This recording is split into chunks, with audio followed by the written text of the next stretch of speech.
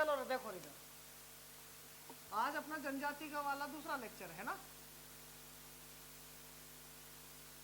जनजाति का आपका क्या है, सेकंड लेक्चर, ठीक है। तो कल हमने कुछ फैक्ट देखे थे आपके, ठीक है ना। उसके बाद में आज हम क्या करेंगे, दूसरी जनजाति के बारे में पढ़ेंगे। कल हमने भील जनजाति के बारे में पढ़ा था और समझ में भी आ गया होगा, आ गया था कि नहीं आ गया था। और उसमें गुड्डा समझ में आ गया था, मैंने पहले स्पष्ट कर दिया था, बुरा मत मानना है ना। आपने पूरी वीडियो नहीं देखी होगी ना, इसका मतलब देख लेना, आपको समझ में आ जाएगा। चलो, तो आज हम पढ़ेंगे नेक्स्ट जनजाति जिसका नाम है क्या आपका गोंड। ये मध्य प्रदेश की दूसरी सबसे बड़ी जनजाति है। तो सबसे बड़ी जनजाति कौन सी थी हमारी, भील, ठीक है ना। और मध्य प्रदेश की दूसरी सबसे बड़ी जनजाति कौन सी है, गोंड। लेकिन ध्यान रखना, जो गोंड है, जो गोंड है सबसे बड़ा जनजातीय समूह है, सबसे बड़ा जनजातीय समूह है। देखो, जनसंख्या के आधार पर आपकी सबसे बड़ी जनजाति आपकी भील जनजाति, लेकिन अगर आपसे सबसे बड़ा जनजातीय समूह पूछा जाए तो कौन सा है, गोंड। जनजातीय समूह क्या होता है, मतलब एक ही स्थान पे बहुत सारे लोग रहते हैं, समझ गए ना। तो एक स्थान पर सबसे ज्यादा से जो सेंट्रलाइज्ड लोग हैं वो कौन है आपके, गोंड। भील जनजाति के लोग बहुत ज्यादा संख्या में, लेकिन वो अलग अलग स्थानों पर पाए जाते हैं। उधर आपका कहाँ से, आपका नीमच, तो गुजरात, तो राजस्थान, तो इधर महाराष्ट्र, तो मध्य प्रदेश, और मध्य प्रदेश में भी इंदौर, तो भोपाल, तो ग्वालियर, तो समझ गए ना इतना, उधर जबलपुर तक पहुंच जाते हैं क्या, समझ गए ना। मैं मानता हूं कि जबलपुर तक आपके नहीं रहते, लेकिन कई लोग रहते हैं क्या, इतना आपको समझ में आ गया। तो ये कहीं ना सब दूर फैल रहे हैं जनसंख्या के आधार पर, कौन सी सबसे बड़ी जनजाति, कौन सी आपकी भील। लेकिन अगर आपसे सबसे बड़ा जनजातीय समूह पूछ ले तो कौन सी आपकी, गोंड। अब यदि आपसे पूछ ले कि गोंड जनजाति किस जिले में रहती है, तो गोंड जनजाति देखिए, एक रहती है आपका कौन सा, तो देखो एक इधर हो गया आपका क्या, बालाघाट हो गया आपका, उसके बाद में सिवनी हो गया आपका, सिवनी के बाद में छिंदवाड़ा हो गया आपका, इनमें तो पाई जाती है। साथ में है आपके, देखो अगर आप देखोगे ना तो इधर हो गया होगा आपका कौन सा, नरसिंहपुर हो गया आपका, नरसिंहपुर हो गया। उसके बाद में होशंगाबाद हो गया आपका, ठीक है ना। और उसके बाद में कौन सा आपका, हरदा हो गया आपका। तो इन जिलों में जनजाति आपकी क्या होती है, मुख्य रूप से पाई जाती है। तो इधर सेंट्रलाइज है ये, आपके इधर ऊपर जाओगे तो आप रायसेन मिल जाएगा आपको, और अगर आप इधर आओगे तो इधर आपको शहडोल मिल जाएगा आपको। तो ओवरऑल अगर आपसे पूछ ले कि कहाँ पर रहती है ये गोंड जनजाति, तो मुख्य रूप से बताना आपका क्या, सतपुड़ा वाले एरिया में। कौन सी जनजाति आपकी, गोंड जनजाति। इतना आपको समझ में आ गया, ठीक है, समझ गए ना। तो देखो रे, अब नेक्स्ट, अब अगर आपसे गोंड शब्द का अर्थ पूछे तो गोंड शब्द का अर्थ होता है क्या, पर्वत। क्या होता है, पर्वत। जैसे भील शब्द का अर्थ क्या था आपका, धनुष, उसी प्रकार गोंड शब्द का अर्थ क्या है, पर्वत। इतना क्लियर हो गया सभी को, हो गया ना सभी को क्लियर, ठीक है। तो देखो बोला क्या गया कि ऐसी जनजाति जो पर्वतों पर नहीं रहती थी। लोगों ने देखा तो कुछ लोग पर्वतों पर रह रहे हैं, अब पर्वतों पर कौन रहता है, पर ये लोग रहते थे, ठीक है ना। हम लोग पर्वतों पर क्यों नहीं रहते, क्योंकि पर्वतों पर खेती नहीं होती है, पर्वतों पर उतरने चढ़ने में आफत होती नहीं होती है, इसलिए हम लोगों ने मैदान चुना जहाँ की खेती भी हो जाए, आना जाना भी हो जाए, कोई दिक्कत ना हो, और सोए तो लुढ़क के भी ना जाए ना। पर्वत पे सोओगे तो कहाँ से कहाँ जाओगे, सुबह तो चोटी पे सोए थे, नहीं रात को, और सुबह तो यहाँ मिलोगे आप, मिलोगे कि नहीं मिलोगे, ठीक है। ऐसा नहीं होता है, पर्वत भी बहुत बड़े होते हैं, लेकिन तो मनुष्य ने सबसे अच्छा स्थान है आपका कौन सा, मैदान। लेकिन ये लोग कहाँ पर रहते थे, पर्वत। तो पर्वतों पर रहने वाले लोगों को क्या बोला आपका, क्या बोला, गोंड, ठीक है ना। और गोंड शब्द किससे बना है, तो गोंड शब्द बना आपका कोंड से। क्या बना है, कोंड से। इनको कोंड इसलिए बोला जाता है क्योंकि ये काले होते हैं, ठीक है ना, और काले और पर्वत पर रहते हैं, ठीक है ना, इसलिए इनको कोंड बोला गया है, ठीक है ना। अपनी तरह मालवा में बोला जाता है, लेकिन मैं नहीं बताऊंगा क्या बोला जाता है इनको, चलो ठीक है, छोड़, आगे बढ़े, आगे बढ़े। तो ये इसके बारे में जानकारी समझ में आई कि कहाँ पर रहती है। ये आपका इधर बालाघाट, सिवनी, छिंदवाड़ा, रायसेन, होशंगाबाद वगैरह पर रहती है। कौन सी जनजाति आपकी? गोंड जनजाति। ठीक है, गोंड का शब्द का अर्थ क्या होता है? गोंड शब्द का अर्थ क्या होता है? पर्वत होता है आपका। गोंड शब्द का अर्थ होता है आपका क्या? पर्वत। ठीक है, चलो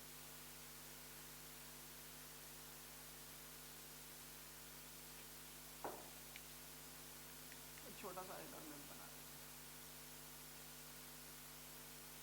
मैं आपके लिए हिस्ट्री के लेक्चर भी डालूंगा ना इस पे, ठीक है, देख लेना उसको। ठीक है, चलो अब हम करेंगे क्या? इनके सामाजिक जीवन की बात। सामाजिक जीवन कैसा है इनका? ठीक है, सामाजिक जीवन कैसा है? सामाजिक जीवन की बात करेंगे ना तो इनके मुख्य रूप से 4 वर्ग पाए जाते हैं। कितने वर्ग? 4 वर्ग। एक होता है प्रधान, एक होता है क्या? ओझा, और एक होता आपका क्या? सोल्हास। क्या होता है? सोल्हास। और एक होता आपका क्या? अगरिया। क्या होता आपका? अगरिया। इतना आपको समझ में आया? इतना आपको समझ में आया? कितने वर्ग होते हैं इसके? 4। जैसे भील में भी अलग अलग होते हैं, भील, भिलाला, बरेला वगैरह, इस टाइप से कल बता दिया था हमने आपको। ठीक है, तो इसके भी कितने वर्ग होते हैं? 4। तो जो प्रधान होता है ना, ये इस वर्ग का पूजा पाठ करने वाला व्यक्ति होता है, मतलब एक प्रकार का पंडित मान लो आप। ठीक है ना, पूजा पाठ करने वाले को क्या बोला जाता है? प्रधान गोंड। क्या बोला जाता है? प्रधान गोंड। इतना आपको समझ में आ गया? उसी प्रकार, ठीक है ना, उसी प्रकार तांत्रिक क्रिया करने वाला कौन सा आपका? तांत्रिक क्रिया करने वाला क्या कहलाता है? तो ओझा गोंड कहलाता है।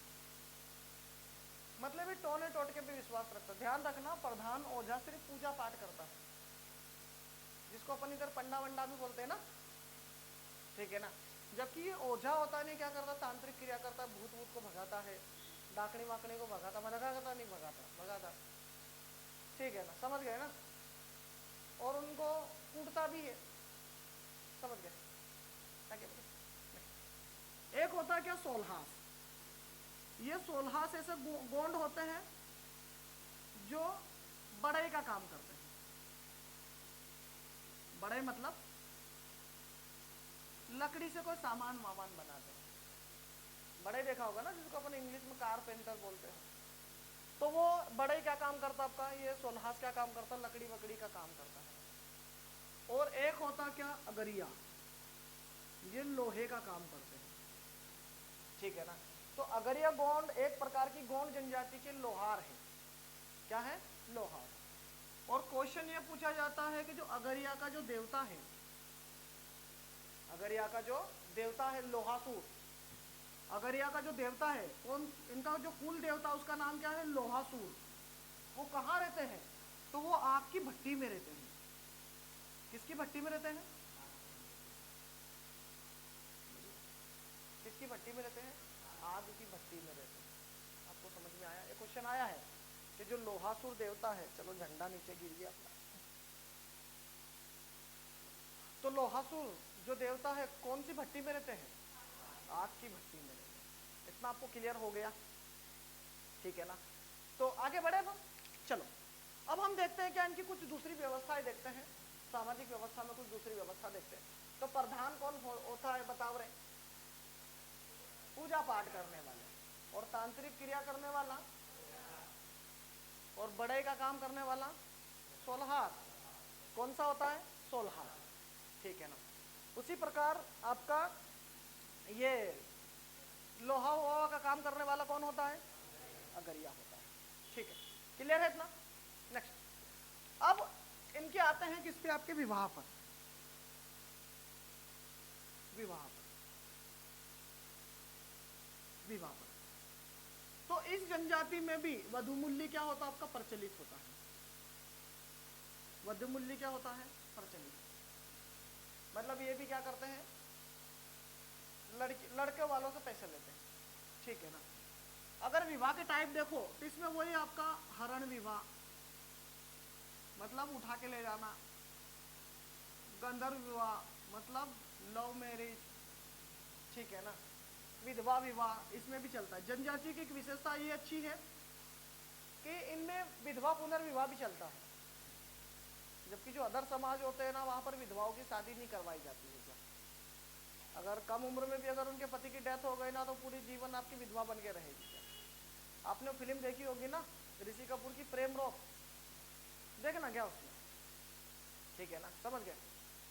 तो ऐसा है, आपको कभी हमारे भारतीय समाज के बारे में पढ़ाएंगे तो आपको बताएंगे, आपको इतिहास बताएंगे, पढ़ाएंगे ना तो बताएंगे स्थिति क्या थी, बड़ी बेकार स्थिति थी महिलाओं की, ठीक है। उसके बाद में एक विवाह होता है जिसका नाम है आपका क्या, दूध लोटावा, दूध लोटावा, ठीक है ना। अब दूध लोटावा सबसे प्रमुख विवाह और इसका क्वेश्चन आता है इसमें, क्या होता है दूध लोटावा विवाह। तो इसमें क्या किया जाता है कि जो बहन रहता है और जो भाई रहते हैं, ठीक है ना, तो जो बहन की, मान लो बहन की लड़की है या लड़का है और भाई की लड़की है या लड़का है, तो ये दोनों करते क्या है, ये दोनों करते क्या है, तो बहन क्या करती है अपनी लड़की की शादी भाई के लड़के के साथ कर सकती है, ठीक है ना, समझ गए ना इतना। उसी प्रकार भाई क्या कर सकता है, अपनी लड़की की शादी बहन के लड़के के साथ में कर सकता है, मतलब यहाँ पर मामा और बुआ के लड़के लड़की आपस में शादी कर सकते हैं। तो ऐसी प्रथा को क्या बोला गया आपका, दूध लोटावा, मतलब हम दोनों भाई बहन ने क्या किया, अपनी माँ का दूध पिया है और हमने एक दूसरे ने क्या किया है, अपनी माँ का दूध लौटा दिया है वापस कि जाओ छाछ बना लो, समझ गए ना, कहना आगे बढ़े, बड़ी बेकार प्रथा नहीं, आगे बढ़े, ठीक है ना। तो देखो, तो दूध लोटावा में क्या होता है, दूध लोटावा में क्या होता है, बहन और भाई के लड़के लड़की की क्या करते हैं, अरे शादी करते हैं और इस प्रथा को क्या बोला गया है, ठीक है ना। तो ऐसा तो नहीं होना चाहिए ना, चलो ठीक है कोई बात नहीं, पर देखो सभी के समाज के अपने अपने नियम होते हैं। तो आगे बढ़े, हम इसलिए मतलब है, ठीक है। देखो जीएस पढ़ने से ना भले सिलेक्शन तो होगा अगर आपने अच्छे से पढ़ा तो, लेकिन नॉलेज बहुत मिलता है क्या, ठीक है, इस पूरी दुनिया का नॉलेज मिलता है क्या अपने को, चलो ठीक है। तो आगे बढ़े, तो दूध लोटावा में क्या किया जाता है, बहन अपने लड़के लड़के की शादी किससे करता है, भाई के लड़के लड़के, ठीक है, समझ गए ना इतना।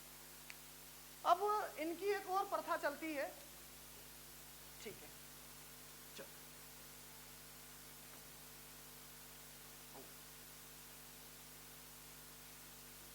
गौण जनजाति वाले देखेंगे ना ये वीडियो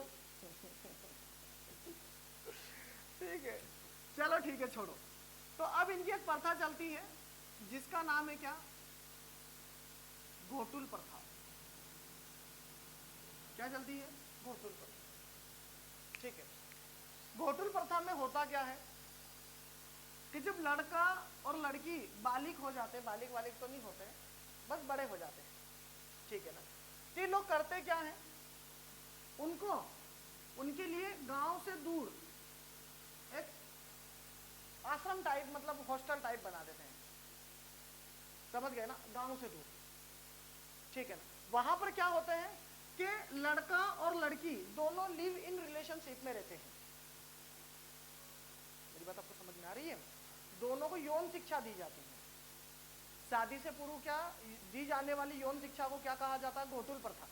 इसमें लड़का और लड़की साथ साथ में रहते हैं और सांस्कृतिक कार्यक्रम सीखते हैं, समझ गए ना, कौन सा कार्यक्रम सीखते हैं, सांस्कृतिक कार्यक्रम सीखते हैं। तो इस प्रथा को क्या बोला गया इसमें, घोटुल प्रथा। अब ये इनके रिवाज है क्या, ठीक है ना, समझ गए ना। इनके रिवाज क्या होता है कि शादी से पहले ही लड़का और लड़की क्या करते हैं, साथ साथ रहते हैं, ठीक है ना, एक दूसरे को समझते हैं और उसके बाद में क्या कर लेते हैं, शादी कर लेते हैं, बढ़िया, ठीक है ना। तो दो खतरनाक खतरनाक टाइप के जो चीजें हैं, एक तो आपका कौन सा दूध लोटावा और एक आपकी घोटुल प्रथा, कौन सी जनजाति में होता है? गोंड, ठीक है ना। तो घोटुल का घ याद रख लेना और गोंड का गोंड, तो गोंड और घोटुल, इतना आपको समझ में आया? ठीक है। उसके बाद में ध्यान रखना, एक व्यक्ति है जिसका नाम है क्या आपका? पेरियार एल्विन। पेरियार एल्विन, क्या है? पेरियार एल्विन। तो पेरियार एल्विन क्या करे? पेरियार एल्विन ने क्या लिखा है? एक पुस्तक लिखी है। कौन सी पुस्तक है? The Muria and their Ghotul, and their Ghotul, समझ गए ना अपना?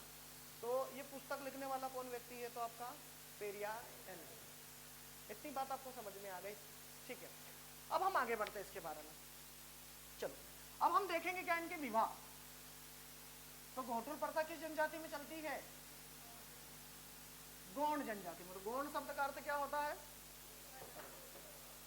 ठीक है ना। इससे पहले चलो अब हम देख लेते हैं इनके क्या विवाह। तो इनके विवाह सिंपल से हैं। एक तो है सेरा, सॉरी विवाह नहीं, नृत्य। नृत्य, नृत्य मतलब उनके अलग अलग डांस होते हैं ना। जैसे अपने इधर होते हैं, भांगड़ा होता है, मटकी होता है, होता कि नहीं होता? रजवाड़ी होता है, होता कि नहीं होता है? होता है। उसके बाद में फेपरिया होता है।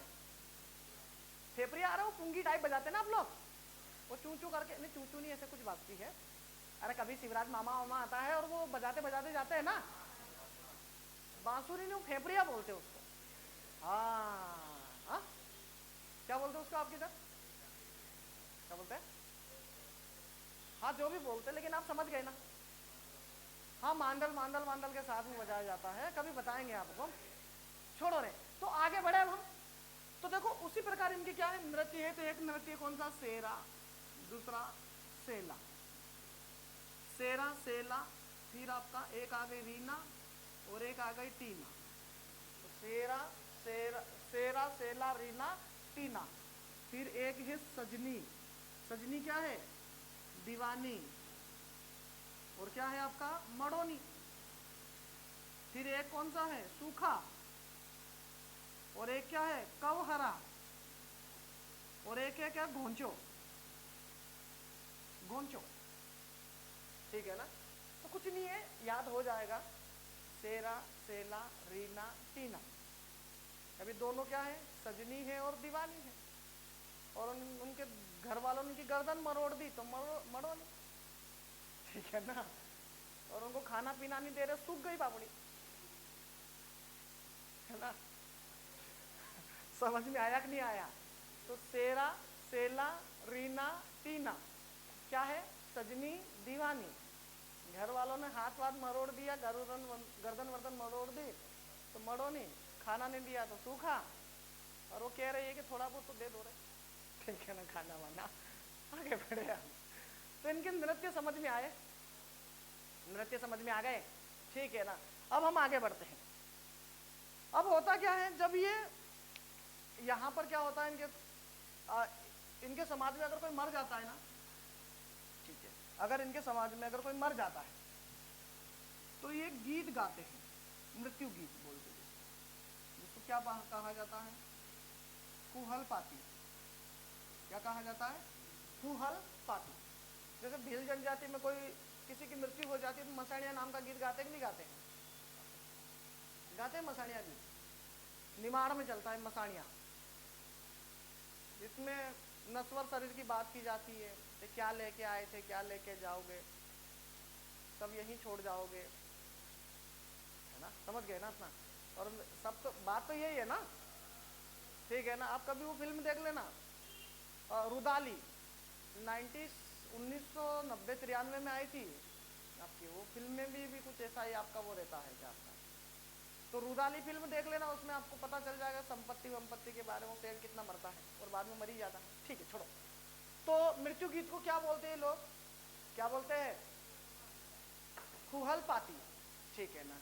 कुहल पाती या कुहल पाता, ठीक है ना। कुहल पाती या कुहल पाता, पाता भी बोल सकते हो।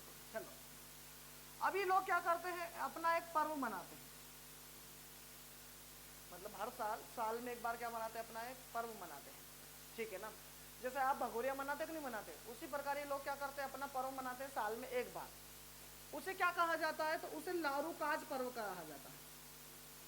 कौन सा पर्व कहा जाता है, लारूकाज, जो मध्य प्रदेश के स्पेशल आपके मंडला जिले में मनाया जाता है। तो लारूकाज पर्व कहाँ पर मनाया जाता है, तो ठीक है ना, नहीं लारूकाज पर्व मंडला में नहीं मनाया जाता है, लारूकाज पर्व मंडला में नहीं मनाया जाता, यहाँ पर मड़ई पर्व मनाया जाता है। कहाँ पर, आपके मंडला में। तो आपसे पूछ ले कि भगोरिया पर्व कौन सी जनजाति मनाती है, तो भील। उसी प्रकार आपके मड़ई पर्व कौन सी जनजाति मनाती है, तो गोंड जनजाति। और मध्य प्रदेश के किस जिले में बनता है ये, मंडला जिले में बनता है, ठीक है ना। आगे बात करें हम, आगे बढ़े, ठीक है। चलो मिटा देना इसको। चलो, तो जनजातियां समझ में आ रही है, आ रही है ना, तो आ रही है तो आप भी शेयर वेयर कर दिया करो रे क्लास वालों, ठीक है ना, समझ गए। बस 1000 सब्सक्राइबर हो जाए, उसके बाद तो हम लाइव चलाएंगे क्या क्लास, ठीक है। चलो नेक्स्ट, अब हम क्या करेंगे, इनका धार्मिक जीवन देखेंगे।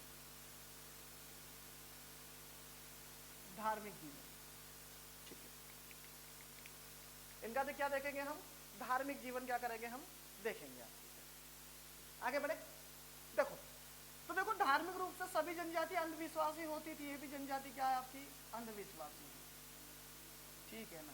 ये जनजाति भी भूत प्रेत में विश्वास रखती है, ठीक है ना, आत्मावाद को मानती है,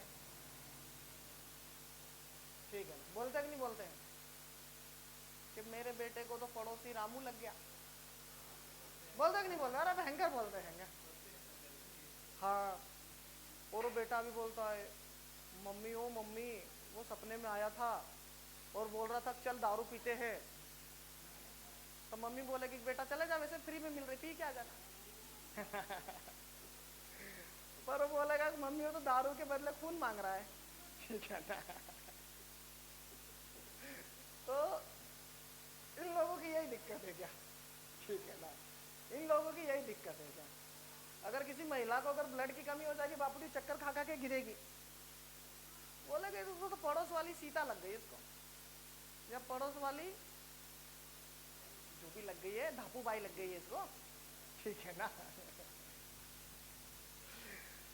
बढ़िया है, बापड़ी को बीमार को और कूटेगा तांत्रिक क्या, समझ गए ना। फिर मरने जैसी हो जाएगी, तब कहीं जाकर आपके हॉस्पिटल में एडमिट करेंगे, और बाद में डॉक्टर बताएगा कि इसको तो खून की कमी हो गई थी। तो थोड़ा सा जागरूक हो रहे, ऐसा मत करना है ना, तो आगे बढ़े, ठीक है ना। हाँ ठीक है ना, नॉर्मल प्रॉब्लम है ना ये महिलाओं को खून की कमी होना, नहीं तो किसी तांत्रिक वांत्रिक के पास गए ना तो वाह होगा काम।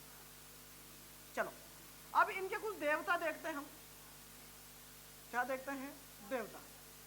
तो इनका पहला देवता है जिनका नाम है क्या आपका, बूढ़ा देव। क्या नाम इनका, बूढ़ा देव। दूसरा देवता है इनका कौन सा आपका, दूल्हा देव। क्या आपके, दूल्हा देव। और तीसरे देवता इनके क्या आपके, ठाकुर देव। क्या आपका, ठाकुर देव, ठीक है। अब जो बूढ़ा देव है वो है कसम खाने वाले। कैसे खाने वाले, कसम। बूढ़ा देव कौन से पेड़ पर रहते हैं, तो बूढ़ा देव आपके रहते हैं साल के वृक्ष पे। इनका मानना ये है कि साल के वृक्ष के ऊपर कौन बैठा रहता है, बूढ़ा देव बैठा रहता है। अब किसी को ला के पूछते हैं, पकड़ के लाते हैं, बता रहे तूने चोरी की कि नहीं की, तो बोले कि नहीं की, तो चल बूढ़ा देव के पास। साल के पेड़ के नीचे ले जाते हैं और साल के पेड़ की एक पत्ती तोड़ते हैं और उसकी ऐसे हथेली में रख देते हैं और बोलते हैं खा कसम क्या तूने चोरी नहीं की। अब सामने वाले व्यक्ति को ऐसा डर रहता है कि अगर वो झूठी कसम खाएगा तो बूढ़ा देव उसके पूरे परिवार को बर्बाद कर देगा। तो लोग है ना, ऐसा माना जाता है कि कभी भी बूढ़ा देव मतलब साल का जो पेड़ की जो पत्ती लेकर है ना, कभी भी झूठी कसम नहीं खाते हैं। और अपने इधर कॉन्सेप्ट चलता गंगा माता वाला, गंगा का पानी, गंगा माता का पानी ले आते गंगा नदी का और लोटे में रख दे तो गंगा तोक आते, ले रहे तोक रहे तोक तोक, है ना, ठीक है ना। तो कई लोग बोल भी देते हैं चोरी करने के बाद में तो नहीं, मैंने तो नहीं किया, हाँ। तो फिर दूसरे भी इलाज है हमारे इधर फिर अग्नि परीक्षा भी होती है, फिर आपकी जल परीक्षा भी होती है। वो मैं आपको प्राचीन इतिहास में बताऊंगा क्या होती है क्या नहीं। एक तो सतदेव होता है, एक वरदेव होता है, पहले चलते थी क्या परंपरा प्राचीन भारत में, इतना आपको समझ में आया, ठीक है। तो ऐसा है, तो कसम खाने वाले देवता कौन से हो गए आपके, बूढ़ा देव। उसी प्रकार आपके चिकित्सा के देवता कौन हो गए आपके, दूल्हा देव। जब कोई बीमार हो जाता है ना, दूल्हा देव के पास में ले जाते हैं कि दूल्हा देव इसको ठीक कर देगा तो मैं तुझे कुकड़ा चढ़ाऊंगा और एक दारू की बोतल, वो भी कच्ची, है ना। तो मान भी ऐसी लेते कि एक बकरा चढ़ाऊंगा, एक कुकड़ा चढ़ाऊंगा। जो गरीब टाइप के लोग रहते हैं वो कुकड़ा चढ़ाने की बात बोलते हैं, और थोड़े जो अच्छे खासे लोग होते हैं वो कौन सा क्या चढ़ाने की बात बोलते हैं, बकरा, ठीक है ना, समझ गए ना। और दूल्हा देव को पिलाते भी क्या, खून,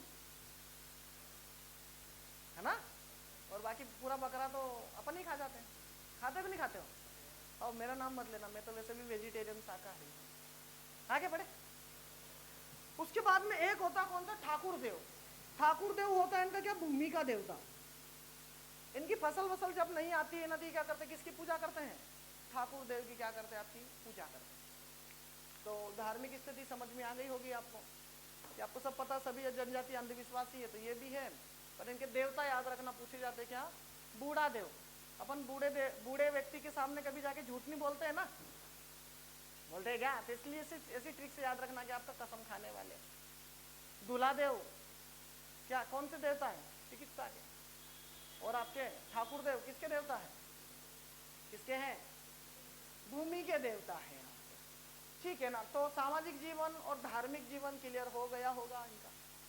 अब हम पढ़ते क्या इनका आर्थिक जीवन, तो कमाते खाते कैसे हैं लोग, ठीक है।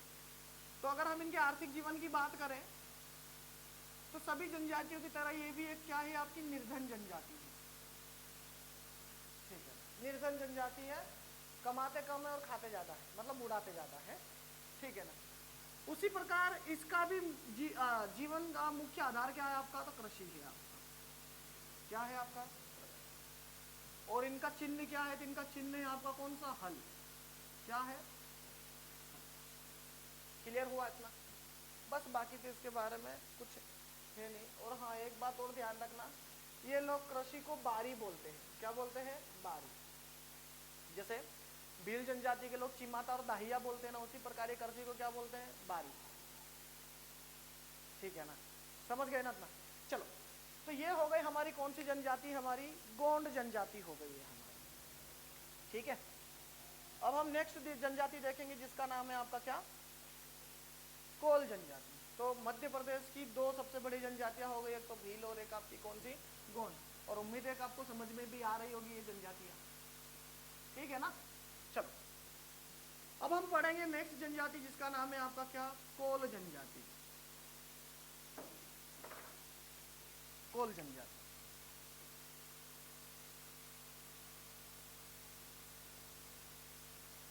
कोल जनजाति,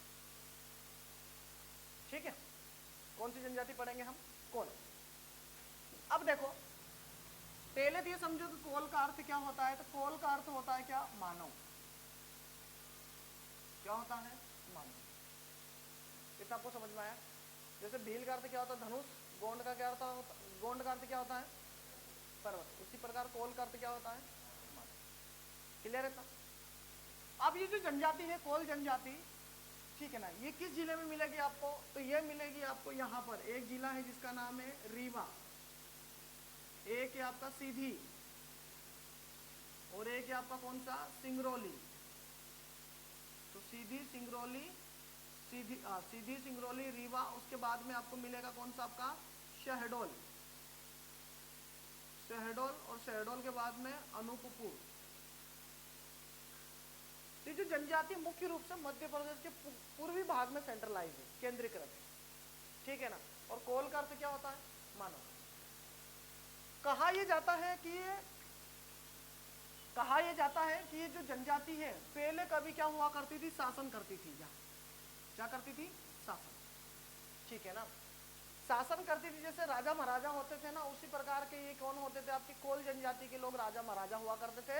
और रीवा क्या था, इनका राज्य था, इनकी रियासत का नाम क्या था आपका, रीवा। आपसे पूछ ले कि कौन सी जनजाति राज करती थी पहले, तो इसका नाम क्या आपका कोल। कौन सी जनजाति, कोल, ठीक है ना। और इस जनजाति का जो उल्लेख है, इस जनजाति का जो उल्लेख है वो ऋग्वेद और पुराणों में भी मिलता है आपका। किसमें मिलता है, ऋग्वेद में भी मिलता है और आपके उपनिषद में भी मिलता है आपका। किसमें आपका, वेद और पुराण, मतलब आपके ऋग्वेद वगैरह में क्या करता है, इसका उल्लेख मिलता है।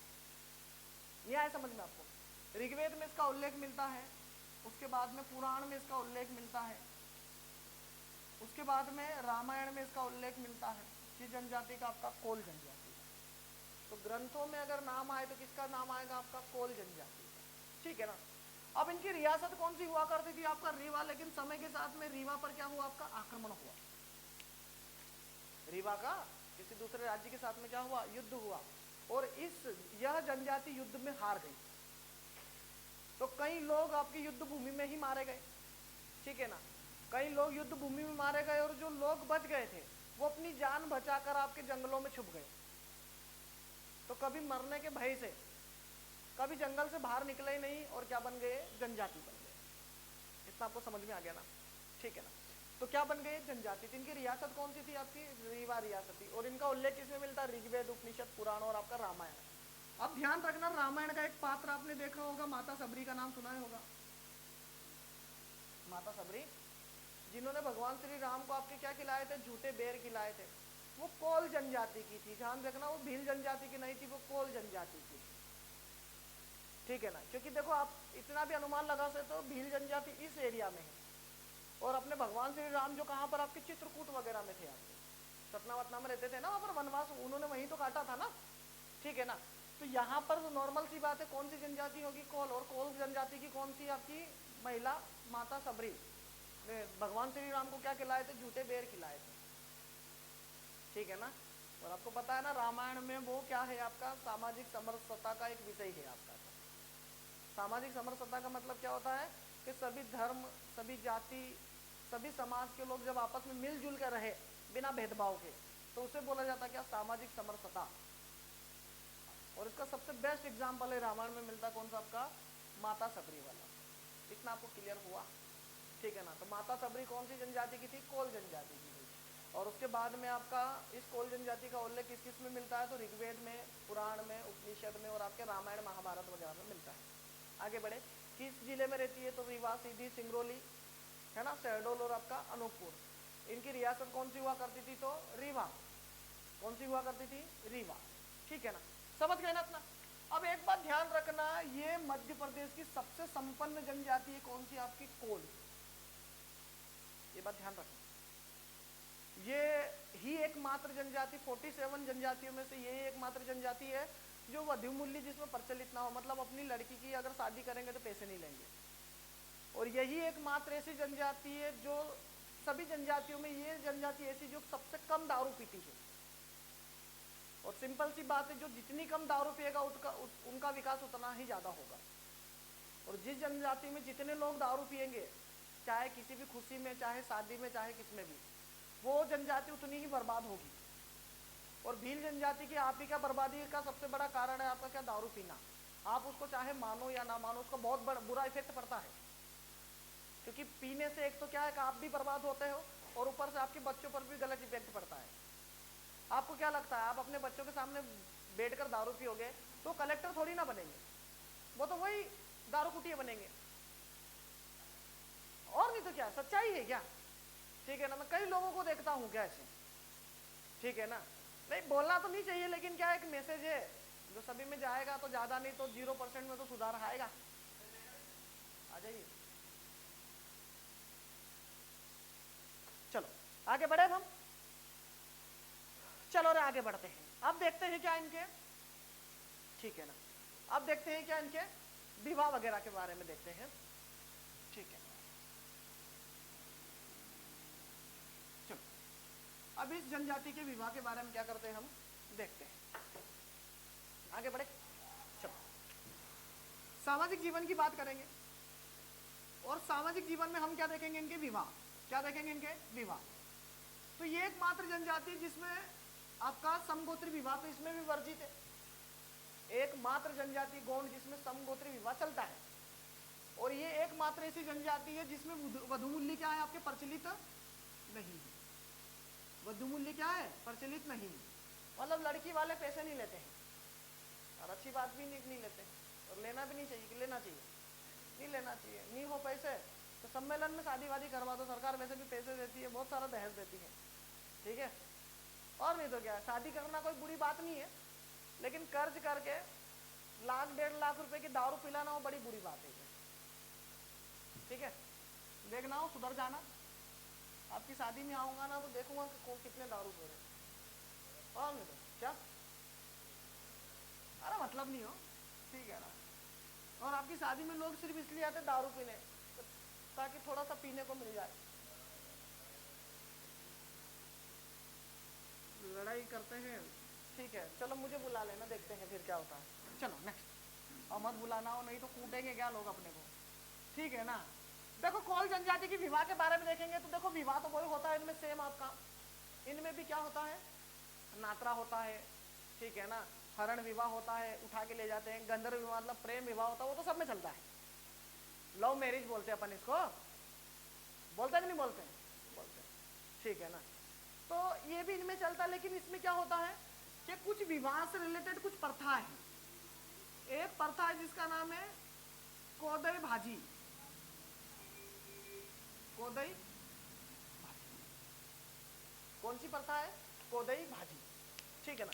तो कोदई भाजी प्रथा क्या है, कोदई भाजी प्रथा क्या है कि ये ऐसी प्रथा है, इसमें होता क्या है कि अगर मान लो कि कोई एक महिला है किसी एक पुरुष के साथ में रह रही है, ठीक है ना, लेकिन मान लो उसको किसी दूसरे पुरुष से शादी करनी है, तो इस जनजाति में आप कर सकते हैं। अगर कोई एक शादीशुदा महिला है और वो ऑलरेडी किसी के साथ में शादी कर ली उसने, अब शादीशुदा है तो शादी तो की होगी, अब उसका मन हो रहा है कि चलो इसको छोड़ो और उसको पकड़ो, तो अगर वो किसी दूसरे पुरुष से अगर शादी करती है तो वो कर तो सकती है, लेकिन उससे पहले उसको एक परंपरा रस्म निभानी पड़ेगी। क्या, गांव के सभी लोगों को भोजन कराना होगा उसको, गांव के सभी लोगों को क्या कराना होगा, भोजन। और भोजन वो खीर पूरी नहीं खाएंगे, बकरा खाएंगे, बकरा खाएंगे और दारू पिएंगे और खुशी खुशी बोलेंगे जा सिमरन जी ले अपनी जिंदगी, सेकंड वेड, सेकंड पति के साथ में। समझ में आया। तो इस प्रथा को क्या बोला गया आपका, कोदई भाजी परंपरा या प्रथा, है ना, आ गया ना समझ में। तो अपने इधर ऐसी प्रथा हो तो बढ़िया है, ठीक है ना, पर गलत है ना ये प्रथा, गलत है, ठीक है ना। तो आगे बढ़े, आगे बढ़े, ठीक है, नेक्स्ट। अब दूसरी परंपरा है, प्रथा है विवाह से रिलेटेड, जिसका नाम है आपका क्या, गोड़ धोबे, गोड़ धोबे, गोड़ धोबे। अब कोड़ धोबे नहीं है ना, गोड़ धोबे, गोड़, गोड़ मतलब गोड़े, गोड़े समझते हो, अपने घुटने, अपने इधर घुटने को गोड़े बोलते हैं ना अपन, बोलते कि नहीं बोलते हैं। और मालवी में बोलते हैं ना थारा गोड़ा टूटी क्या कहीं, क्या नहीं बोलते हैं, बोलते हैं। तो देखो रे अपने इधर घुटनों को गोड़े बोला जाता है, और समझ गए ना इतना। और इनका गोड़े का अर्थ होता है क्या, पैर, और धोबे का अर्थ होता है क्या, धोना, ठीक है ना। तो होता क्या है, जब लड़का और लड़की, लड़की को झिंत्री बना देते हैं, ठीक है ना, लड़का और लड़की की जब दोनों की शादी क्या हो जाती है, फिक्स हो जाती है, क्या हो जाती है, फिक्स। तो लड़की वाले क्या करते हैं, लड़के वाले के जितने भी परिवार के जो लोग होते हैं उनके पैर धोते हैं। क्यों धोते हैं, कि ले जाओ रे भाई मुसीबत, ले जाओ जल्दी जल्दी ले जाओ, ठीक है ना। तो समझ में आए ना। तो घोड़ धोबे प्रथा में क्या होता है, ऐसा मुसीबत नहीं है ना, लड़कियां बुरा मान जाएगी, है ना, ठीक है ना।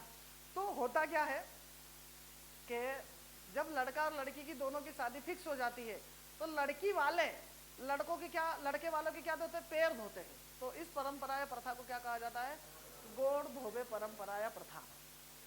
इतना समझ गए ना, इतना इतना समझ गए ना इतना? चलो ठीक है। क्या क्या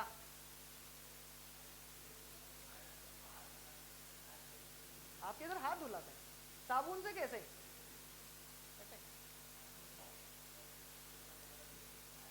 क्या करते हैं?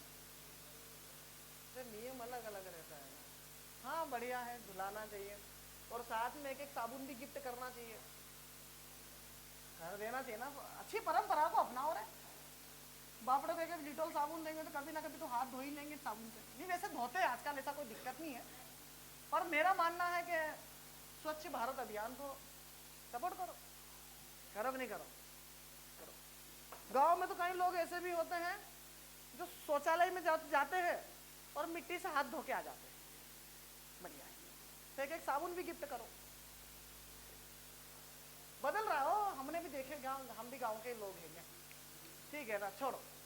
तो मोदी जी का भला हो कि सबके घर में शौचालय बना दिए कम से कम, है ना? क्या? हाँ वो तो जो भी है, पर बनाए तो सही कम से कम। ठीक है ना, चलो ठीक है, जोड़ो आगे बढ़े। बटन खुल गया, ठीक है चलो आगे बढ़ते हैं।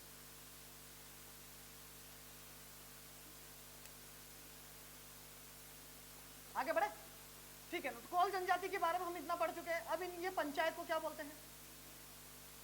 पंचायत को ये लोग गोहिया बोलते हैं। क्या बोलते हैं? गोहिया। पंचायत को क्या बोलते हैं ये लोग? गोहिया।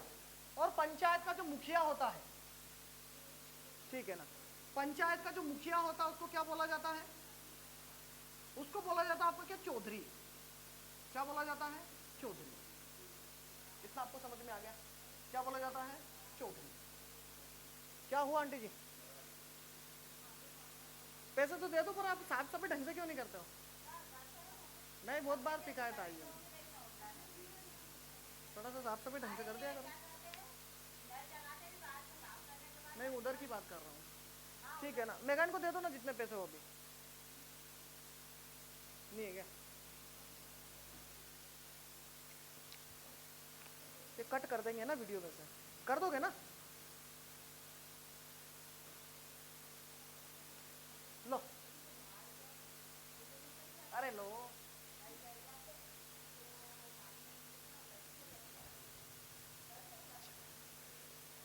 मैं बात करता हूँ ना फिर कॉल से, ना? ठीक है, नेक्स्ट। तो गांव की पंचायत को क्या कहा जाता है? गोहिया। और गांव के मुखिया को क्या बोलते हैं?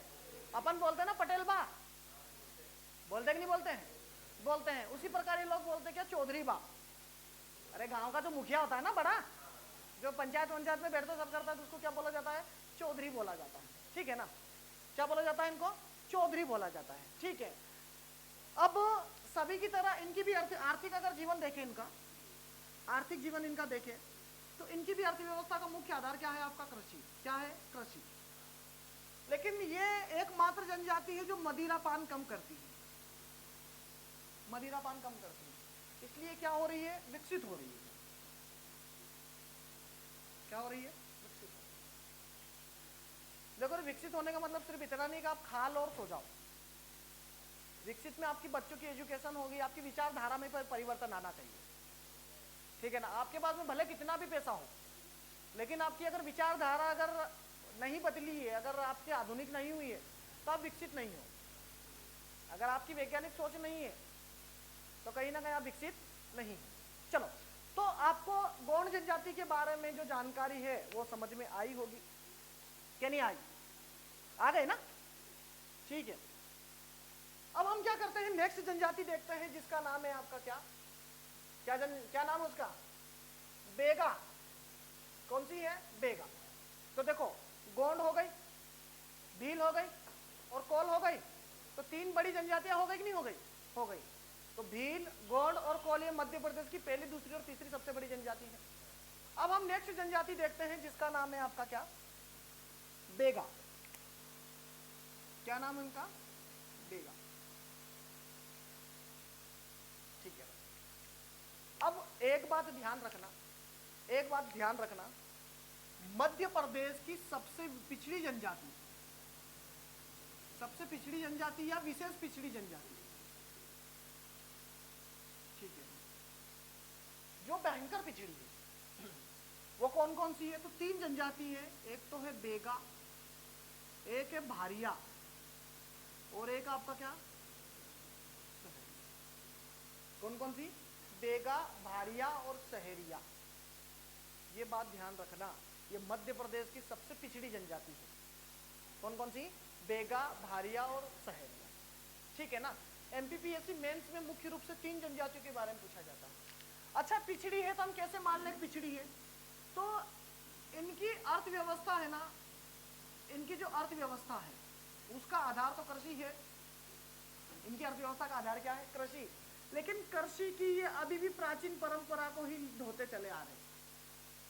मतलब अब भी वो जो खेती में क्या करते हैं, ट्रैक्टर का यूज नहीं करते, हल का यूज करते हैं क्या? ठीक है ना, हल का यूज करते हैं, दवाई ववाई छिड़कते नहीं, जितना उत्पादन होता है उतना खा लेते हैं और बर्बाद हो गए तो फिर वो दिक्कत वाली बात हो जाती है। शादी क्या होती है? पिछड़ेपन का दूसरा आधार क्या है इनकी? जनसंख्या। क्या? आपकी जनसंख्या। इन जनजातियों की जनसंख्या या तो ऋणात्मक रूप से बढ़ रही है, घट रही है, या फिर स्थिर है। मतलब इनकी जनसंख्या बढ़ी नहीं रही है। क्यों बढ़ नहीं रही? क्या शादी वादी नहीं करते? शादी तो बहुत कम उम्र में कर लेते हैं। अब कम उम्र में शादी कर ली और लड़की को ढंग से पोषण मिलता नहीं है तो उसके पेट का जो बच्चा होता है वो भी कुपोषित होता है, और जब वो उसका जन्म हो जाता है ना तो उसके बाद भी वो बच्चा कुपोषण से मर जाता है। कई लोग आपके 20, 25, 30 साल की उम्र में ही मर जाते हैं। कारण क्या है? कुपोषण। और सबसे ज्यादा अगर कुपोषण पाया जाता है अगर मध्य प्रदेश में तो या पूरे भारत में, तो वो पाया जाता है आपका किसमें? आपके जनजातियों में पाया जाता है। तो जनजातियों में कुपोषण के कारण कहीं ना कहीं उनकी जो हाइट होती है ना वो कम होती है। ध्यान रखना, हाइट बढ़ने में सबसे महत्वपूर्ण भूमिका निभाता है क्या? पोषण। और एवरेज ये मान के चलो कि जनजातियों की जो एवरेज हाइट है 4 से 5 फीट के आसपास है, और उसका कारण है कि आपका कुपोषण। क्योंकि जब गर्भ में रहता बच्चा उस टाइम पर भी देखभाल नहीं होती, और जब जन्म भी ले लेता ना उस टाइम पर भी क्या होती है? देखभाल नहीं होती। तो इनकी जनसंख्या कैसी? आपकी स्थिर है। और आज भी ये प्राचीन परंपरा के आधार पर क्या कर रहे हैं? अपना जीवन जी रहे, इसलिए क्या है? आपकी पिछड़ी है। सरकार इनको बहुत सारी सबसे ज्यादा सुविधा इन्हीं को देती है। 2017 में जब इनकी वैकेंसी निकलती है ना तो सरकार क्या करती है? इनको सिर्फ ये बोलती है कि आप अपना ग्रेजुएशन का सर्टिफिकेट बता दो। अभी भी ऐसा ही हुआ था ना पटवारी में, कि आप अपना ग्रेजुएशन का सर्टिफिकेट बता दो, हम आपको पटवारी बना देंगे, एसआई बना देंगे, सरकारी नौकरी दे देंगे। क्या? परीक्षा मत दो। क्यों? क्योंकि इनको समाज की मुख्य धारा से जोड़ना है। व्यक्ति तब समझेगा जब समझदार होगा, और समझदार के लिए क्या करती है? सरकार काम करती है। और इन पर रिसर्च कहाँ पर चलती है? मैंने आपको कल ही बताया था। कहाँ पर चलती है? आदिवासी विकास और शोध संस्थान कहाँ पर है? भोपाल में है। तो वहां पर रिसर्च चलती है कि किसी भी आदिवासी लोगों को समाज की मुख्य धारा में कैसे लाए, कैसे उनके विचारों को बदले। इतना आपको समझ में आ रहा है? ठीक है ना, इतना आपको समझ में आ रहा है ना। तो विचारों को बदलने के लिए मतलब विचार का मतलब ये होता है कि फालतू की बातों को बुलाने के लिए उनको नई बातें सिखानी पड़ेगी। और उसके लिए सरकार क्या करेगी? क्या करेगी? सरकार कुछ प्रयास करेगी और उस प्रयास में सरकारी नौकरी देगी। क्या? अब देखो, आपके पापा को मान लो किसी को सरकारी नौकरी मिल गई, भले चाहे वो कोई सी भी छोटी मोटी हो, टीचर वीचर कोई भी हो, लेकिन कहीं ना कहीं आपके जीवन में सुधार आया कि नहीं आया? आया है, डेफिनेटली आया है। क्या? तो सरकार ऐसे रिसर्च करती रहती है। क्या? पहले के लोग बताते थे कि उनके घर पे जबरदस्ती लोग आते थे, बोलते थे चलो रे पटवारी बन जाओ, तो लोग सोचते थे पता नहीं क्या क्या बना रहे थे, इसलिए जंगल में भाग जाते थे। क्या? और आजकल आपको बोलो चलो पटवारी बनो तो आप टूट पड़ो। क्या? टूट पड़ो कि नहीं टूट पड़ो? मेला पड़ जाएगा। और पहले आपको जबरदस्ती लोग लेने आते थे। क्या? अगर आप 5वीं भी पास कर दिए तो सरकार बोलेगी चलो चलो भर्ती हो जाओ, पुलिस में भर्ती हो जाओ, लाइनमैन बन जाओ, शिक्षक बन जाओ। लेकिन पहले के लोग डरते थे। और अब भीड़ की भीड़, लोग 12-12 बजे रात तक खड़े होकर अभी एमपी पुलिस का फॉर्म डाल रहे नहीं डाल रहे? क्या करे बापड़े, बेरोजगार है। ठीक है ना, समझ गए ना अपना? तो आगे बढ़े। तो अगर आपसे पूछ ले कि मध्य प्रदेश की 3 सबसे पिछड़ी जनजातियां कौन सी है, तो बेगा, भारिया और सहेरिया। पिछड़ेपन का कारण क्या है? आपका अर्थव्यवस्था बर्बाद है, और जनसंख्या क्या है? बढ़ी नहीं रही। और करचे की कैसी आपकी प्राचीन परंपरा है, नई परंपरा को अपना ही नहीं रहे। और जब तक आप नई परंपराओं को अपनाओगे नहीं तब तक आपका विकास होगा क्या? नहीं। अपने यहाँ के बच्चों की मेंटेलिटी क्या है कि सपने भी देखते किसके? आपके कांस्टेबल के। मैं हर बार बोलता हूँ, सपने भी किसके देखते? कांस्टेबल के, कि यार डंडा लेकर त्रिमूर्ति चौराहे पर खड़ा रहेंगे, सब लोग देखेंगे क्या अच्छा, कितना अच्छा लगेगा। टेंशन मत लो, ये क्लिप कट कर देंगे हम, नहीं तो लोग बोलेंगे मिशन वर्दी है और वर्दी की बेइज्जती हो रही है। ठीक है, तो नेक्स्ट, तो आप समझ गए ना 3 जनजातियां, बेगा, भारिया और सहरिया, जो कैसी आपकी विशेष पिछड़ी जनजातियां है।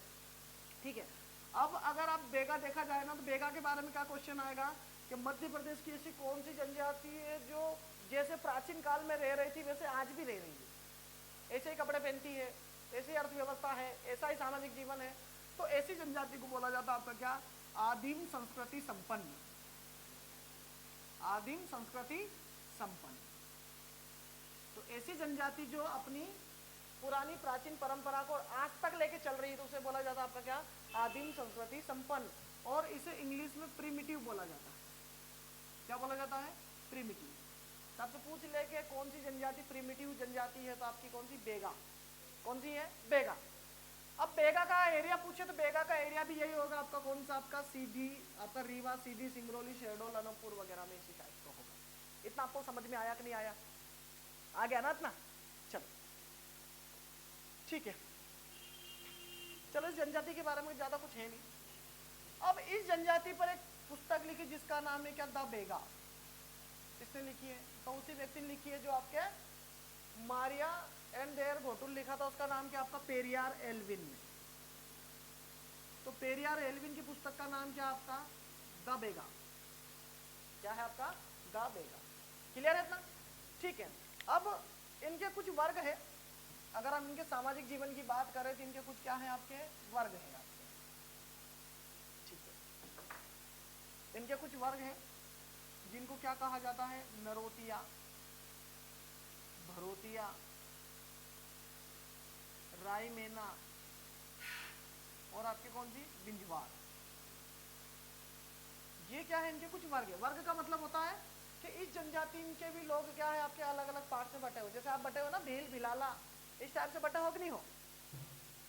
ठीक है, समझ गए ना अपना? तो इसमें भी ये कैसे आपके वर्ग बटे हुए, कौन कौन सा? नरोतिया, भरोतिया, रायमेना और आपका कौन सा? बिंजवार। इसके अलावा इनके नृत्य कौन कौन से? इनके नृत्य भी वही है, सेरा, सेला, है ना, रीना, उसके बाद में टीना, फिर सजनी और फिर दीवानी। समझ गए ना? ये क्या है? इनके नृत्य क्या है? और इनके वर्ग कौन से हैं? तो नरोतिया, भरोतिया, रायमेना और आपका बिंजवार। और इनके नृत्य कौन से हैं? तो सेरा, सेला, रीना, टीना, सजनी, दीवानी और आपका मड़ोनी। क्लियर है इतना? अब देखो इनसे जो क्वेश्चन आता है वो इनके भोजन पर आता है। इनके भोजन से क्या करते हैं? आपके क्वेश्चन आता है, पहले क्वेश्चन ये आ सकता है कि मध्य प्रदेश की प्रिमिटिव जनजाति कौन सी है? तो बेगा। आदिम संस्कृति संपन्न जनजाति कौन सी है? तो बेगा। ठीक है ना? उसके बाद में मध्य प्रदेश की विशेष पिछड़ी जनजाति निम्न में से कौन सी है? तो निम्न में से कौन सी है? तो एक का तो नाम देंगे बेगा, भारिया, सहरिया में से किसी का एक नाम दे देंगे, बाकी 3 नाम और देंगे। या पूछ लेंगे कि निम्न में से कौन सी पिछड़ी जनजाति नहीं है? 3 बेगा, भारिया, सहरिया देंगे और कोई भी एक जनजाति का नाम दे देंगे। ठीक है, तो इनके भोजन पे क्या आते हैं? आपके क्वेश्चन आते हैं। भोजन पे क्या होता है? आपके प्रश्न आते हैं। तो ये है ना, 3 टाइम भोजन करते हैं। क्या करते हैं? 3 टाइम क्या करते हैं? भोजन करते हैं। एक होता है आपका क्या? बासी भोजन। बासी क्या होता है? बासी। फिर एक होता है पेंच। क्या होता है? पेंच। और एक होता है बियरी। क्या होती है? बियर। एक होता है बासी, एक होता है पेंच और एक होता है क्या? बियर। ठीक है, ये लोग जब मजदूरी पर जाते हैं ना, तो रात का भोजन क्या करते हैं? रात का जो बचा हुआ जो भोजन है, बचा हुआ जो भोजन है वो सुबह नाश्ता के रूप में कर लेते हैं। जैसे क्या बोलते हैं लोग? बासी। अपन भी बोलते हैं कि नहीं बोलते हैं? ठीक है ना? तो समझ गए ना? अपन भी बासी रोटी बासी सब्जी बोलते हैं कि नहीं बोलते हैं, उसी प्रकार ये रात के बचे हुए भोजन को क्या बोलते हैं, बासी। पर ये फेंकते भी नहीं है, ये खा लेते हैं, अपने जैसे नाटक नहीं करते हैं कि रात की रोटी मैं क्यों खाऊं, ऐसा बोलते हैं कि नहीं बोलते हैं, बोलते हैं। और रूम पर आकर 3-3 दिन की रोटी खाना पड़ती है। और नहीं तो क्या, एक लड़का क्या बोल रहा था, शायद ये मनोज जी, कि सर अगर चावल ना होते ना तो आधे रूम वाले भूखे मर जाते। क्यों मनोज, ठीक है ना, बढ़िया है, क्या करे बापड़े वो भी। तो बासी भोजन समझ में आया। तो रात का जो भोजन, रात का जो बचा हुआ भोजन क्या होता है, जो भोजन बच जाता है उसे क्या बोला जाता है, बासी। मैं भी घर पे था ना, रियल बता रहा हूँ, जब मैं घर पे था ना, मैं बिल्कुल बहुत नाटक करता था। अगर दिन में रोटी बन गई तो शाम को नहीं खाता था, और रात को बन गई तो सुबह नहीं खाता था। मैं खाऊंगा क्या बासी रोटी, नहीं खाऊंगा मैं, ऐसा करता था। लेकिन जब रूम पे आए ना तो हालत बड़ी बेकार हो गई। बस ये था कि बस रोटी मिल जाए, ठीक है ना, समझ गए ना इतना। और एक दिन तो हम 2-3 दिन की रोटी खा ले, मैं कौन देख रहा है, खा लो क्या। और ऐसा नहीं काटा वाटा सब सामान, लेकिन बनाए कौन, ठीक है ना। सबसे बड़ी दिक्कत क्या, बनाए कौन। और बनाने के बाद में साफ सफाई करनी अलग पड़ती है, टाइल्स साफ करो तो झाड़ू निकालो, तो मुझे भयंकर गुस्सा आता था क्या, और नहीं तो क्या। पर अब खाना है तो बनाना पड़ेगा, चलो कोई नहीं। अब पेंच क्या होता है, अब देखो दोपहर में काम वाम कर लेते हैं तो क्या करते हैं, जो मोटा अनाज रहता है ना, मोटे अनाज में क्या करते हैं, मोटे अनाज का क्या बना लेते, सत्तू। सत्तू समझते हो, अरे वो आता है ना सत्तू, सेक वेक लेते आटे वाटे को, आता है सत्तू, ठीक है ना। वो अनाज को पीस लेते हैं और सत्तू बना लेते हैं। और उस सत्तू में ये लोग क्या करते हैं, पानी डाल देते हैं और उसमें नमक मिला लेते हैं, और उसी को नमक मिलाते हैं ना, क्या मिलाते हैं, नमक, और इसी को खा लेते हैं। तो उसे ये लोग क्या बोलते हैं, पेंच। क्या बोलते हैं, तो मोटे अनाज में नमक को जो मिलाकर खाया जाता है उसको क्या बोला जाता है, पेंच। और अपने इधर उसको क्या बोला जाता है, सत्तू। नहीं खाया क्या कभी आपने, खाया कि नहीं खाया, हाँ। आंगनवाड़ी में मिलता तो है वो पैकेट वाला, लेकिन वो अपने पहले ट्रेडिशनल तरीके से बनता था आपका क्या, ठीक है ना। और अभी आंगनवाड़ी मिलता है कि नहीं मिलता है, मिलता है। तो उस टाइप के सत्तू की बात कर रहा हूँ। तो ये लोग पहले से पीस के रखते हैं, वो सत्तू को सेक वेक के रखते हैं, दोपहर में वो खा के वापड़े थोड़ी देर आराम करके फिर काम करने लग जाते हैं। अब आता है रात का मौसम, बियरी। अब बियर लाएंगे, बियर नहीं, कच्ची शराब वगैरह लाएंगे, और उसमें क्या करेंगे, चावल बनाएंगे और कोई भी सब्जी बना लेंगे, मछली थोड़ी ना, हाँ जो भी चावल बना लेंगे, और चावल के साथ में क्या बना लेंगे, कोई सब्जी बना लेंगे, आलू भट्टा गोभी टमाटर जो भी है ना, बकरा कुकड़ा उकड़ा जो भी, मछली बनाकर चावल में मिक्स करके खा लेंगे। तो इसको क्या कहा जाता है, बियर। समझ में आया क्या, बियर। अच्छा, बियर से याद रख लेना आपको, क्या क्यों सुनील अच्छा आपका नाम तो सुरेश है, छोड़ो। तो आगे बढ़े, समझ में आ रहा कि नहीं आ रहा है। तो बासी कैसा भोजन है, रात का बचा हुआ। और पेंच कैसा है, मोटे अनाज में जब हम क्या डाल के खाते हैं, क्या डाल के खाते हैं, पानी और नमक, ठीक है ना। और बियरी कैसा होता है, सब्जी और चावल का मिश्रण होता है, ठीक है ना। और आपको पता ना किसके साथ में खाते हैं, पहले पीते वीते होंगे, ठीक है। आगे बढ़े अब, चलो ठीक है। अब देखते हैं इनका क्या, आपका धार्मिक जीवन, क्या देखते हैं इनका धार्मिक जीवन। चलो अब हम इनका धार्मिक जीवन देखते हैं, ठीक।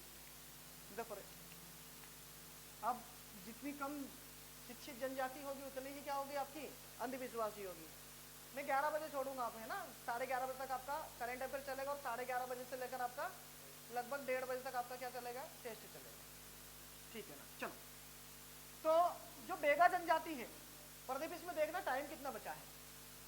अब जो बेगा जनजाति है उसके सामाजिक जीवन के बारे में क्या करेंगे, सॉरी धार्मिक जीवन के बारे में बात करेंगे, धार्मिक जीवन के बारे में बात करेंगे। अब सब जनजातियों की तरह ये भी कैसी आपकी अंधविश्वासी है, जैसी है अंधविश्वासी।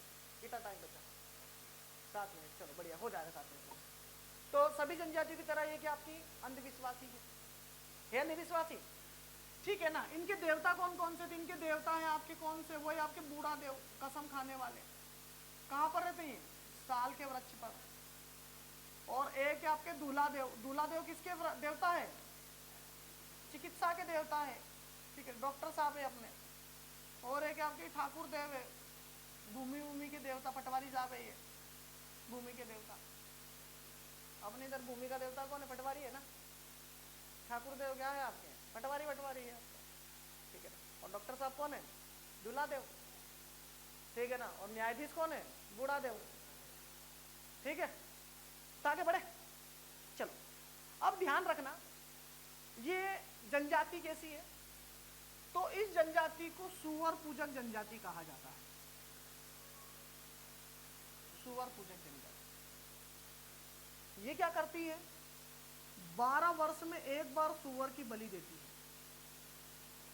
किसकी बलि देती है? सुअर जानते हो? अपने इधर क्या बोलते हो उसको? हाँ, क्या बोलते हैं? क्या बोलते हैं? गडूरा, गडूरे भी बोलते हैं ना अपने इधर उसको। अरे सुअर नहीं देखे क्या?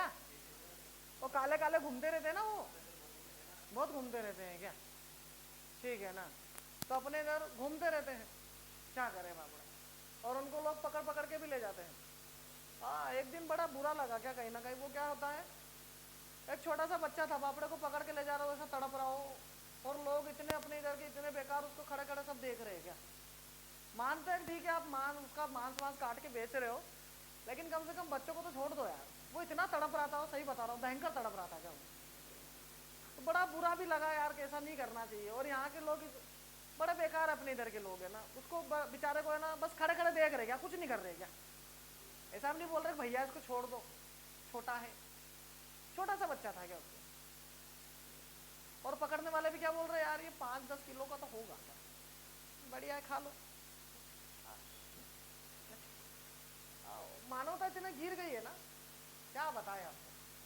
ठीक है यार, कुकड़ा उकड़ा ठीक है, कोई दिक्कत नहीं, मुर्गा उर्गा खा लो, बकरा वकरा खा लो, पर यार कम से कम सुअर को तो छोड़ दो। और खाओ तो खा लो, लेकिन क्या होता है अपने इधर, खाओ तो खा लो, देखो आपकी खाने की चीज आपको कौन रोक रहा है, लेकिन कम से कम पब्लिक प्लेस में तो उनको ऐसे नहीं पकड़ना चाहिए क्या, समझ गए ना। और पब्लिक प्लेस में ये मुर्गा वुर्गा आपका मारना भी नहीं चाहिए क्या। अब मारो खाओ, आपकी स्वतंत्रता, ऐसा कोई दिक्कत नहीं है, पर कम से कम दूसरे तो नहीं खा रहे ना, दूसरों को तो बुरा लगेगा ना। तो बड़ा बेकार स्थिति है, पर क्या करें, चलो ठीक है, छोड़ो। तो सुअर पूजक जनजाति कौन सी है? बेगा। कौन सी आपकी? बेगा। और इनके देवता वही आपके कौन कौन से? हाँ, ठीक है ना, चलो बढ़िया है।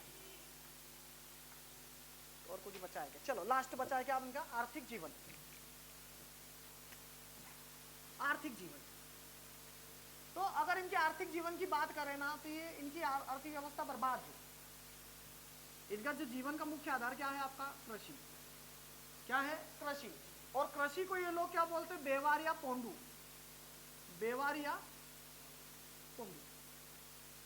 देखो, चीमातार दाहिया कौन बोलते हैं, उसी प्रकार बेवार और पोंडू कौन बोला जाता है? बेगा जनजाति बोलती है ना। बा से बेगा और बा से बेवार, ठीक है। अब कृषि के मामले में एक ये प्रथा मनाते हैं जिसका नाम है क्या आपका? पोड़ा प्रथा। कौन सी प्रथा है? पोड़ा प्रथा, ठीक है ना। कौन सी प्रथा है? पोड़ा प्रथा। अब इस पोड़ा प्रथा में लोग करते क्या है कि मान लो एक व्यक्ति के पास में जमीन है और एक व्यक्ति के पास में बेल है। क्या है? बेल है। तो ये व्यक्ति इस व्यक्ति को बोलता है भाई तेरे बेल दे दे यार, मैं अपने खेत में फसल लगा लूं। तो ये बेल तो दे देता है, लेकिन इनकी एक शर्त होती है, जब इस खेत में मान लो 100 किलो अनाज उत्पन्न होगा तो उसकी आधी फसल बेल वाले को देनी पड़ेगी। तो फसल की आधी उपज किसको देना? बेल के उपयोग के बदले फसल की आधी उपज दे देना। उसे बोला जाता कौन सी प्रथा? पोड़ा प्रथा। कौन सी प्रथा बोला जाता है? पोड़ा प्रथा बोला जाता है। इतना आपको समझ में आया। अब ये लोग करते क्या है? ये लोग करते क्या है? करते क्या है? धरती को मां मानते हैं। क्या करते हैं? धरती को मां मानते हैं, ठीक है ना। और ऐसा माना जाता है धरती को मां मानने के कारण उस पर है ना हल नहीं चलाते, और चलाते भी हैं तो ज्यादा गहरी जुताई नहीं करते हैं। इतना आपको समझ में आया? ताकि धरती का सीना ना फटे। मतलब इन लोगों की धार्मिक आस्था तो बड़ी अच्छी है, लेकिन क्या करें, उन भोले भाले लोगों को कौन समझाए कि यार धरती पे जब तक खेती किसानी करोगे नहीं तब तक आपका विकास कैसे होगा। तो धरती को माँ मानते हैं, इसलिए इस पर क्या करते हैं, हल नहीं चलाते हैं। और इनका भी चिन्ह क्या है, इनका भी चिन्ह क्या है, हल है। इनका भी चिन्ह क्या है, हल। नहीं, ऐसा भी नहीं कि हल नहीं चलाते, चलाते हैं वो, लेकिन ज्यादा गहरी जुताई नहीं करते हैं। और आपको पता है कि आपको कम से कम जितनी भी चाहिए उतनी गहरी जुताई करनी पड़ेगी ना, तभी ढंग से फसल आएगी। तो आपको जनजातियों के बारे में समझ में आया, ठीक है ना?